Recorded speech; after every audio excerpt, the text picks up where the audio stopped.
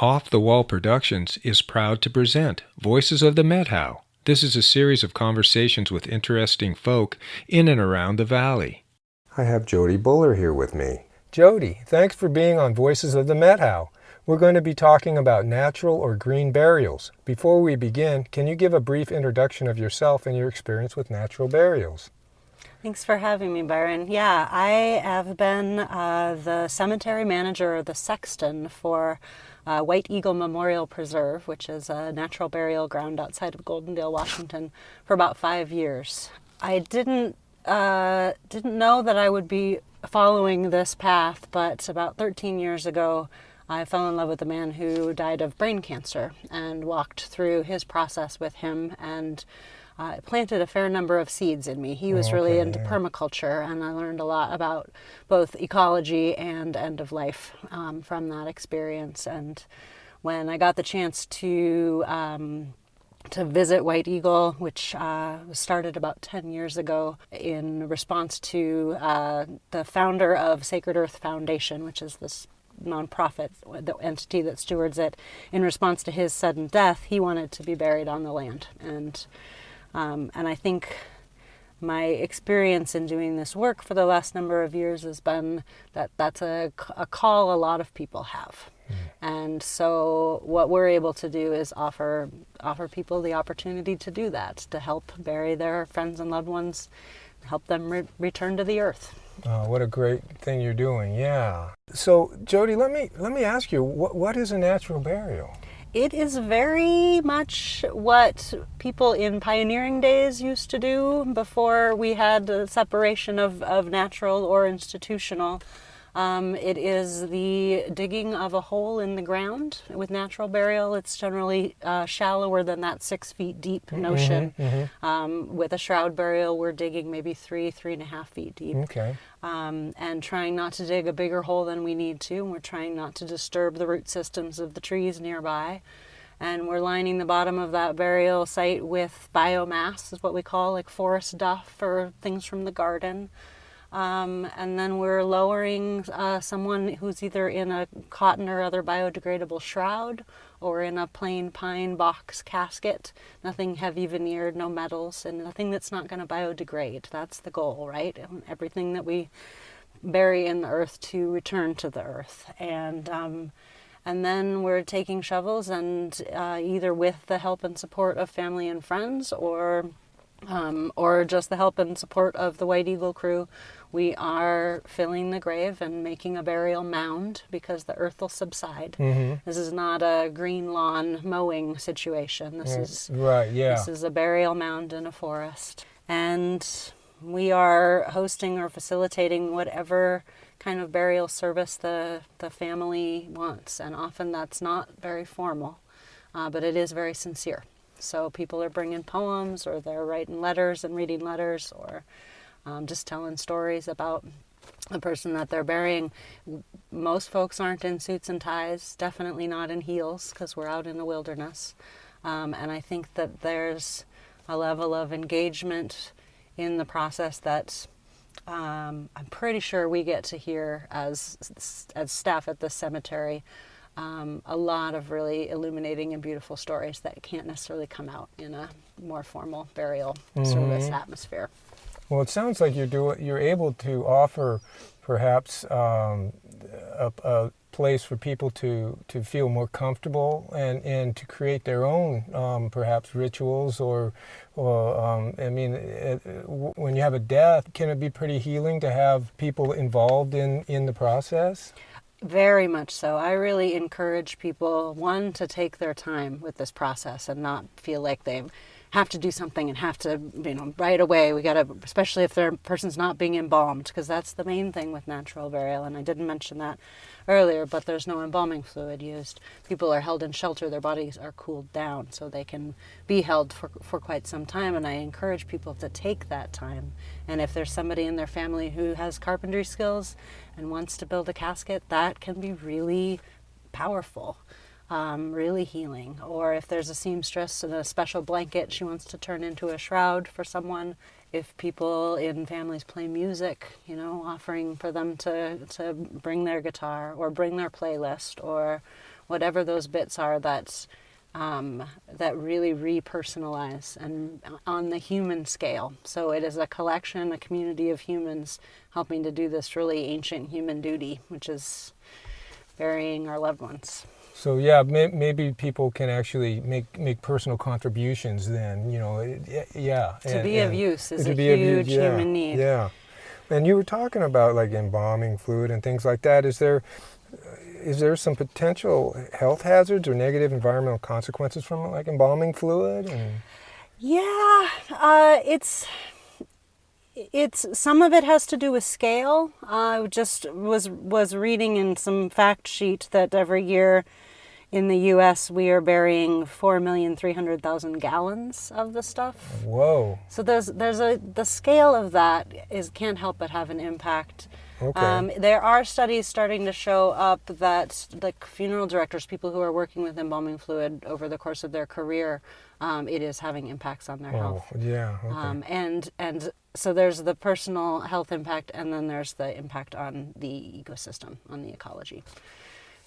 Well, how about cremation? Are there some downsides to cremation at all? Or? Cremation has definitely, especially on the West Coast, become what people's preferred alternative to an embalmed burial would be. It has a pretty high carbon footprint. Okay. It's, the stats I was reading, the average cremation uses 28 gallons of fuel to burn a body, which emits about 540 pounds of carbon dioxide.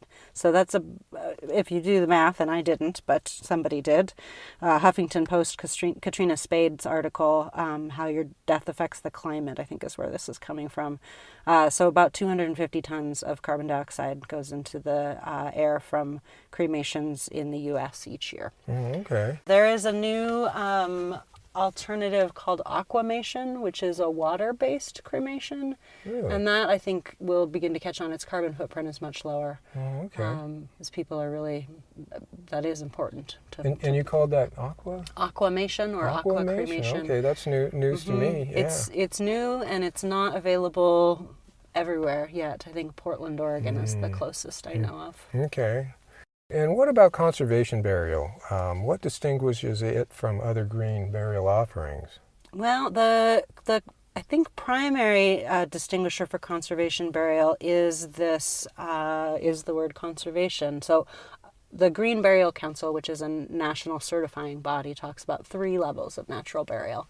One is hybrid, which would be a conventional cemetery, burying people unembalmed, but maybe still with the concrete vaults and in and amongst the lawn, And then the natural burial grounds have a distinct area, so maybe a conventional cemetery that then has a section that's natural burial.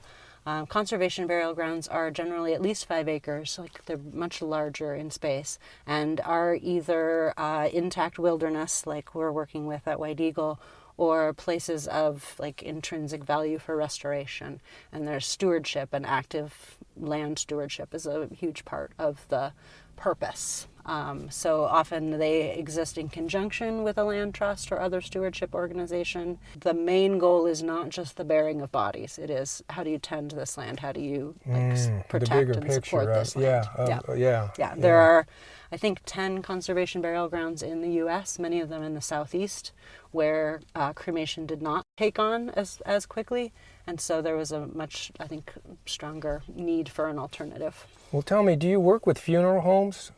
What if a family doesn't want to go through a funeral home? What are their options? We do work with funeral homes, and I've had really positive experiences. The one nearest to us is great to work with. We work a lot with families that don't want to, either for price reasons or for personal to be of use reasons, want to go through a funeral home to care for their loved one after they die. So they are then maybe looking at having a home funeral and potentially getting a home funeral guide to help consult and support the family as they walk through the process of cleaning and preparing their loved one for burial, wrapping them in a blanket, holding vigil, this notion of the 3-day vigil. The homes that our grandparents grew up in had funeral parlors, and they were there for a purpose. And that sense of wanting to reclaim that human scale practice, I think, is really catching on. We also work with families who maybe want to work with a funeral home to get the death certificate and what's called a burial transit permit, like to get a couple of logistics taken care of and then do the bulk of it themselves and bring their loved one out to the cemetery in the back of their pickup truck or their Subaru or occasionally a U-Haul van. And there's still the matter of cooling a body down. That can be done with dry ice wrapped in paper bags in a ventilated area, or Techna ice, or ice. So it really is just a continuum. It's a spectrum of options for families. And for some families, it's really important that they be the ones who are handling their loved ones all the way from their end of life to through their dying into their burial. And if we can help support that, that feels really, really good. Other families, there's a comfort zone where it would feel much better to have someone professional take care of the logistics, and then they can touch in and be of use in their comfort zones. Well put. Yeah, that spectrum is really beautiful.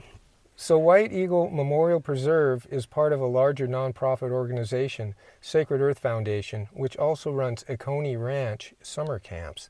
How does that blend of cemetery and summer camp work?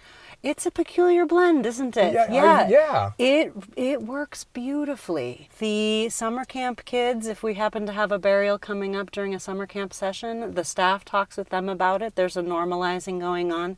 They've also often been up on their horses already and on trail rides through the cemetery. So it's not a scary separate place. It's a part of the land that they're interacting with. Sometimes when we have the kids and the families coming out for burials, we worry about losing them to the summer camp swings or the horses or the goats or other things. I think that's probably the hardest part. But we have seen kids who have loved ones buried at White Eagle who are then coming out for summer camp and have a way to connect with the place where their parent or their loved one is buried in a way that's really vibrant and alive and thriving. I'm just getting the chill. You wouldn't think to put the two of them together, but it's amazing. Right on. Well, tell me, do you have a website? We do, yep. The White Eagle website is naturalburialground.org. And then the Oconee website is econee.org.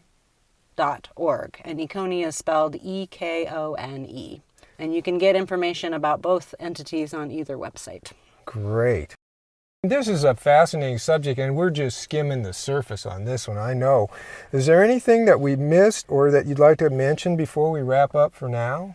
Not really. I feel like this is a pretty good taster. I think just to reiterate that the process of engaging with something which hasn't been a taboo in American culture for all that long. It was a pretty quick turn, couple of generations, and then we couldn't talk about death anymore because we'd professionalized all of it and none of us had any real experience with it. But there's a resiliency in humans that I think death and dying really offers an opportunity to rediscover or reclaim or remember. Oh, absolutely. And that's how we work together, how we do our part to honor the people who had an impact on us and who we're going to miss for the rest of our lives. And the ways that we do that with our hands and with the parts of ourselves that aren't intellect, I think that's a piece that's missing in our grief work just in general. And I don't even have words to put around it because it's intangible, but I see it. What happens when you break a sweat in the process of your grief is, that I don't know. Like I said, I don't have words, but it's pretty cool. Oh, yeah. Well, I understand what you're saying, and I'm sure it's clear. So this is Byron. And Jodie. Saying, so long for now, and keep it on the root. You've been listening to Voices of the Methow, an off-the-wall production. Until next time, thanks for listening.